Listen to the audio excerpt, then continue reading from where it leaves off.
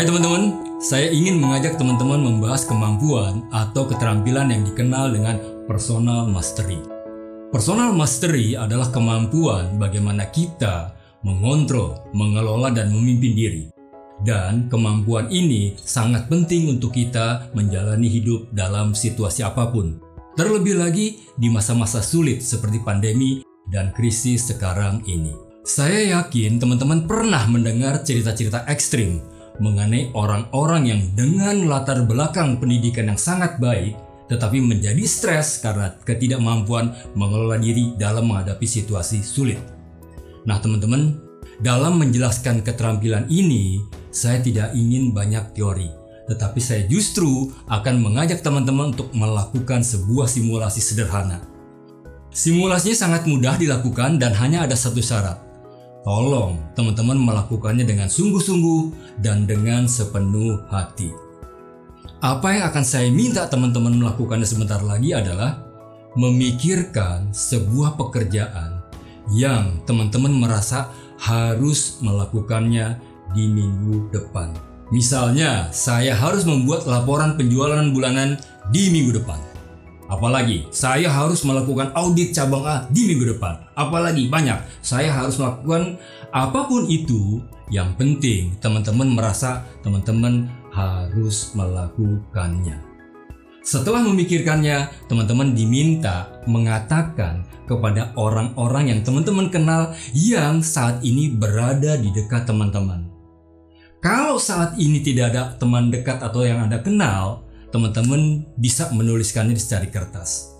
Kalau teman-teman nggak memegang alat tulis, teman-teman bisa mengetik di komputer atau handphone teman-teman.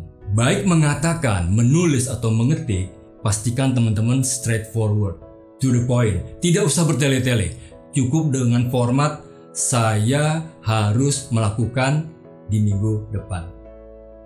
Baik, sekarang saya akan mengulang kembali apa yang barusan saya katakan dalam bentuk instruksi. Mohon teman-teman mengikuti instruksi saya dengan seksama. Dalam 30 detik, pikirkan sebuah pekerjaan yang teman-teman merasa teman-teman harus melakukannya di minggu depan.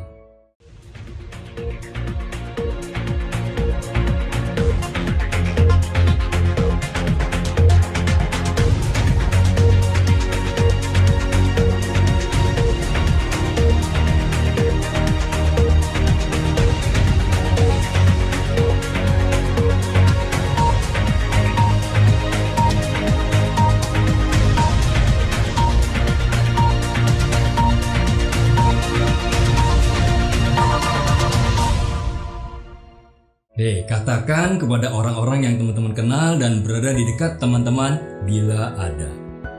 Bila tidak ada, tuliskan di secari kertas atau ketik di komputer atau handphone teman-teman.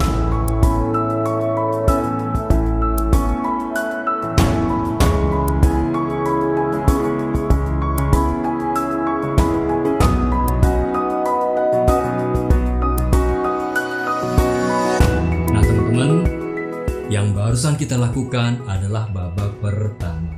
Kita akan masuk kepada babak kedua, babak yang terakhir. Di babak ini, teman-teman diminta mengatakan, menulis, atau mengetik hal yang sama dengan sedikit perubahan. Kalau di babak pertama, teman-teman menggunakan kata-kata harus, di babak kedua, teman-teman kata harus ini diganti dengan kata-kata akan.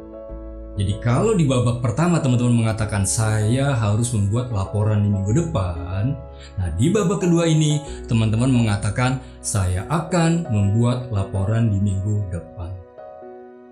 Oke, dalam hitungan ketiga teman-teman diminta mengatakan atau menulis atau mengetik kalimat yang kata harusnya diganti dengan kata akan. 1, 2, 3, go!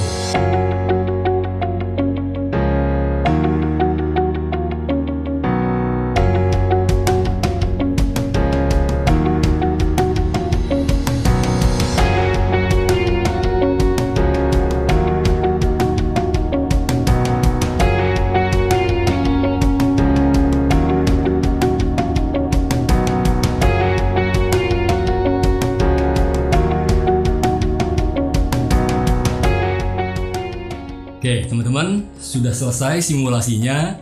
Nah, saya ingin teman-teman mendeteksi, mengenali apakah teman-teman memiliki perasaan yang berbeda antara babak pertama dengan babak kedua.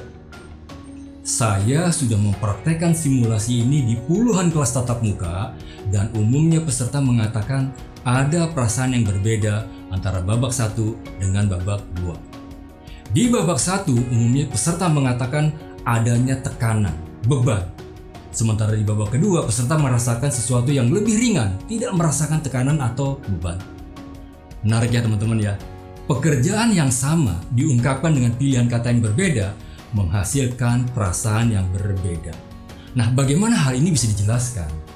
Nah, menjelaskan hal ini perlu melibatkan salah satu piranti terpenting tubuh manusia, yaitu otak kita. Otak kita dirancang untuk selalu melakukan penilaian. Dan respon kita bergantung pada hasil penilaian itu. Apa yang dinilai atau dideteksi oleh otak kita cuma dua, yaitu ancaman atau imbalan. Ancaman bisa jadi bersifat fisik seperti rasa sakit, kehilangan harta benda, dan bisa jadi berupa non-fisik seperti merasa diabaikan atau tidak dihargai. Demikian juga hadiah bisa bersifat fisik dan non-fisik. Bila hasil penilaian otak menyatakan ada ancaman, maka respon dasar kita adalah berusaha menghindar, menjauh. Sebaliknya, bila hasil penilaian menyatakan ada imbalan, maka respon kita adalah berusaha mendapatkannya. Baik hasil penilaian berupa ancaman atau imbalan, maka otak kita akan mengirim pesan kimiawi berupa hormon otak ke seluruh tubuh untuk kita segera merespon. Nah, waktu kita menggunakan kata harus, otak kita memaknai adanya sebuah tekanan, paksaan, dengan kata lain, ancaman. Ingat, respon dasar terhadap ancaman adalah apa? Menjauh, menghindar. Ketika kita melakukan sesuatu yang kita ingin hindari atau tidak mau melakukannya, maka kita merasakan hal itu sebagai beban. Berbeda dengan menggunakan kata akan. Otak kita memaknainya sebagai sebuah niat, rencana, inisiatif. Dengan kata lain, otak kita tidak mendeteksinya sebagai ancaman. Nah, teman-teman, apa sih yang bisa kita pelajari dari simulasi sederhana tadi? Perasaan atau emosi kita bisa kita rekayasa dengan cara apa? Memanfaatkan cara kerja otak kita.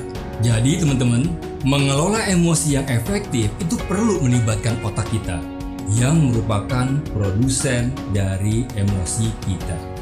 Memilih kata-kata yang tidak dimaknai sebagai ancaman oleh otak merupakan cara mengelola emosi yang dikenal dengan teknik otak. Dan teknik ini juga biasa digunakan di dalam mengelola stres. Teman-teman tahu ya, stres diperlukan untuk memaksimalkan kinerja, tetapi menjadi berbahaya ketika berlebihan dan berkepanjangan. Mengelola emosi merupakan salah satu keterampilan dari personal mastery. Dalam personal mastery, kita juga membahas bagaimana cara mempertahankan fokus yang dalam situasi new normal ini menjadi semakin tidak mudah. Dan yang tidak kalah penting, teman-teman, dalam personal mastery juga dibahas bagaimana meningkatkan kredibilitas diri yang merupakan fondasi dalam membangun kepercayaan yang sangat diperlukan dalam membangun kerjasama. Nah, teman-teman, saya dorong teman-teman untuk mencari kesempatan belajar bagaimana meningkatkan keterampilan personal mastery teman-teman. Dengan meningkatnya kemampuan personal mastery teman-teman, maka semakin meningkatnya kemampuan teman-teman untuk berkinerja tinggi, sukses dalam karir, serta menjalani hidup secara lebih efektif. Saya Priyanto Sutopo, Leadership Development Expert. Sampai jumpa pada pembahasan yang berbeda.